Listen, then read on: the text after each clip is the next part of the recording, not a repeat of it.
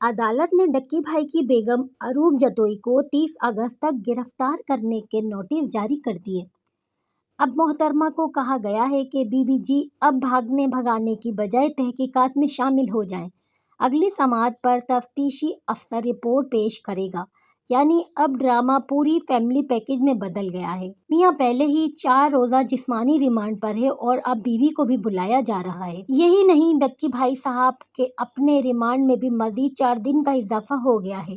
Police کے مطابق جناب تو باقاعدہ انٹرنیشنل جوا گروہ کے رکن نکلے اور ان کے موبائل سے واٹس ایپ چیٹس، ادائیگیاں اور ثبوت مل چکے ہیں۔ مطلب ڈکی بھائی صرف ویڈیو بنانے تک محدود نہیں رہے بلکہ کنٹری مینیجر بھی بن گئے، وہ بھی بغیر اسٹیٹ بینک اور ایف بی آر کی اجازت کے۔ اب آتے ہیں اصلی فلمی سین پر۔ یہ جو ڈریم ہاؤس ڈکی بھائی نے اپنے فینس کو دکھایا تھا وہ بھی حقیقت میں کرائے کا مکان نکلا۔ ڈکی بھائی نے یہ ہم سے گھر لیا جی رینٹ پہ، اور ہم سے ڈفرینٹ اس نے کمٹمنٹس کی کہ جی میں یہ کمیشن دوں گا، وہ کمیشن دوں گا، بٹ وہ ان پہ فلفل نہیں کی اس نے۔ بیسیکلی میرا پوائنٹ یہ نہیں ہے کہ اس نے کمیشن نہیں دی، میرا پوائنٹ یہ ہے کہ اس نے جھوٹ بولا۔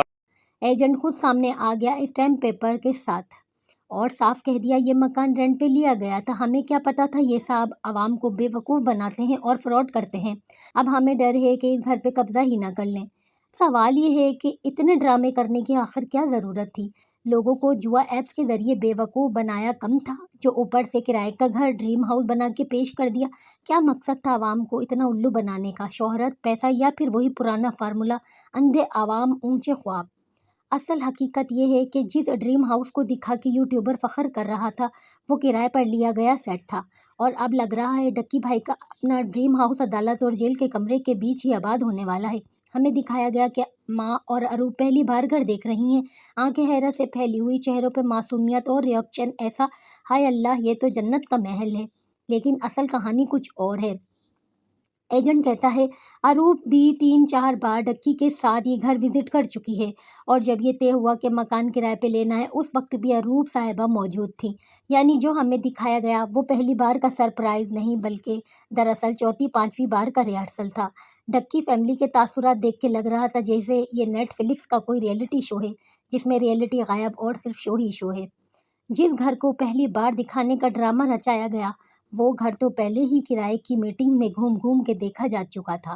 اصل میں نیا صرف کیمرہ اینگل تھا۔ ڈریم ہاؤس اگر کرائے کا ہی تھا تو عوام کو بے وقوف بنانے کی کیا ضرورت تھی؟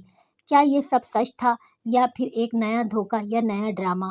پہلی بار دکھانے کا ڈرامہ جبکہ اصل میں کئی بار وزٹ ہو چکا تھا، یہ حقیقت تھی یا ریہرسل کا سین؟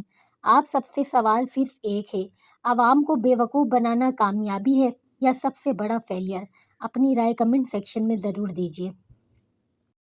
بٹ ہمیں یہ نہیں پتا تھا کہ یہ جھوٹ بولیں گے اور کہیں گے میں نے گھر بائے کرنا ہے، تو جھوٹ کے تو میں خلاف ہوں بھائی، جھوٹ اس نے بولا تو دیٹس وائی میں نے 420 ہے نا بالکل کہ آپ دھوکہ دے رہے ہیں اور فراڈ کا کیس ہے، آپ اس پہ قبضہ کرنا چاہیے۔ اروپ بھی تھی، ہم نے ان کو اس گھر کے کچھ 4-5 وزٹس کرائے جس میں 2 بار اروپ آئی اور سارے وزٹ وغیرہ اس نے کر کے اور اس نے کیا۔